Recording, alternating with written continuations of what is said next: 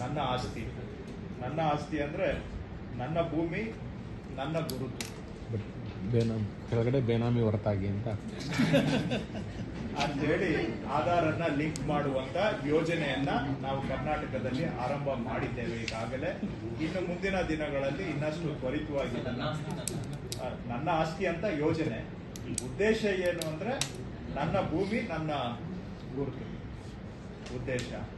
So ನೀವು ಇದು ನಮ್ಮ ಇದರಿಂದ ಆರಂಭ ಆಗಿದ್ದೇವೆ. ಬಹುಶಃ ಮುಂದಿನ ದಿನಗಳಲ್ಲಿ ಇವನ್ ಮನೆಗಳಿಗೂ ಕೂಡ, ಮನೆ ಅಂದ್ರೆ ಸೈಟ್ಗಳಿಗೂ ಕೂಡ ಇದನ್ನ ಮಾಡ್ಬೇಕಾಗ್ಬೋದು. ಅದು ಬೇರೆ ಇಲಾಖೆಗಳಿಗೆ ಬರುತ್ತೆ, ಅದ್ರ ಬಗ್ಗೆ ನಾನು ಮಾಡ್ಲಿಕ್ಕೆ ಹೋಗೋದಿಲ್ಲ. ನಾವಂತೂ ಆರಂಭ ಮಾಡಿದ್ದೀವಿ.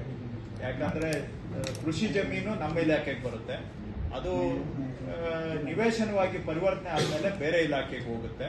ಬಹುಶಃ ನಾವು ಆರಂಭ ಮಾಡಿದ್ಮೇಲೆ ಅವರು ಕೂಡ ಮಾಡ್ತಾರೆ ಅಂತ ನಾನು ಅನ್ಕೊಂಡಿದ್ದೇನೆ. ನಾನು ಮಾಡಲ್ಲ, ಅದು ಅವ್ರಿಗೆ ಬರುತ್ತೆ. ಸರ್ ಇದೆಲ್ಲ ಮಾಡಿದ್ದಾರೆ. ಆಂಧ್ರ ಪ್ರದೇಶದವರು ಸ್ವಲ್ಪ ಸೀರಿಯಸ್ ಆಗಿ ಮಾಡಿದ್ದಾರೆ. ಬೇರೆ ರಾಜ್ಯಗಳಲ್ಲಿ ಮಧ್ಯಪ್ರದೇಶ ಶುರು ಮಾಡಿದ್ದಾರೆ. ಇನ್ನು ಅವರು ಕೂಡ ಬಹುಶಃ ನಮ್ಮ ಸ್ಟೇಜಲ್ಲೇ, ಒಂದು 2-3 ರಾಜ್ಯಗಳು ನಮ್ಮ ಸ್ಟೇಜಲ್ಲೇ ಇದ್ದಾವೆ. ಸೊ ಇದು ಒಟ್ಟಾರೆ ನಾವು ನೋಡಿ, ರೆವಿನ್ಯೂ ಸಿಸ್ಟಮ್ ಅನ್ನ ಆಧುನೀಕರಣ ಮಾಡಬೇಕು, ಮಾಡರ್ನೈಸೇಷನ್ ಮಾಡಬೇಕು ಅಂದ್ರೆ ಆಧಾರ್ ಇದ್ರೆ ನಾವು ಸುಮಾರು ಮಾಡರ್ನೈಸೇಷನ್ ಮಾಡಬಹುದು. ಸುಮಾರು ಸರ್ವಿಸಸ್ನ ನಾವು ಆಟೋಮ್ಯಾಟಿಕ್ ಮೋಡ್ಗೆ ತಗೊಂಡು ಬರ್ಬೋದು. ಆಧಾರ್ ಫೌಂಡೇಶನ್ ಇಲ್ಲದೆ ಹೋದ್ರೆ ಪ್ರತಿ ಬಾರಿನೂ ನಾನು ಚೆಕ್ ಅಂಡ್ ಬ್ಯಾಲೆನ್ಸ್ ಮಾಡಬೇಕು ಅಂದ್ರೆ ಆವಾಗ ಜನ ಕಚೇರಿಗೆ ಬರಲೇಬೇಕಾಗುತ್ತೆ.